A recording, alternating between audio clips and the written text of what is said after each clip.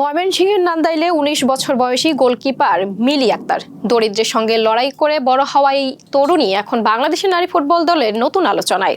Asian কাপে চীনের বিপক্ষের ম্যাচে একের পর এক দুর্দান্ত সেভ করে নজর কাড়েন মিলি। সিডনির বড় মঞ্চে নিজের পারফরম্যান্সে তিনি হয়ে উঠেছেন আলোচনার কেন্দ্রবিন্দু। মিলি জানান, ছোটবেলায় প্রাইমারি স্কুলে ছেলেদের সঙ্গে খেলতে গিয়েই গোলকিপার হিসেবে দাঁড়ানো শুরু করেন। এক সময় বাফুফে ক্যাম্প থেকে বাদ পড়েছিলেন, তবে হাল ছাড়েননি। কঠোর পরিশ্রম করে আবার জাতীয় দলে ফিরেছেন। দারিদ্র্য ছিল তার পথের বড় বাধা। বাবা কষ্ট করে দিনে ২০ টাকা দিতেন মাঠে যাতায়াতের জন্য। অনুশীলন শেষে সবাই নাস্তা খেলেও অনেক সময় মিলির কাছে টাকা থাকতো না। এছাড়াও গ্রামের বাড়িতে যাতায়াতের রাস্তা সংকীর্ণ হওয়ায় অনুশীলনে যাওয়া কঠিন ছিল। পরে প্র্যাকটিস চালিয়ে যেতে পরিবারকে ভাড়া বাসায় উঠতে হয়। সব বাধা পেরিয়ে এখন মিলির স্বপ্ন জাতীয় দলে দীর্ঘদিন খেলে দেশকে আরও সাফল্য এনে দেয়া।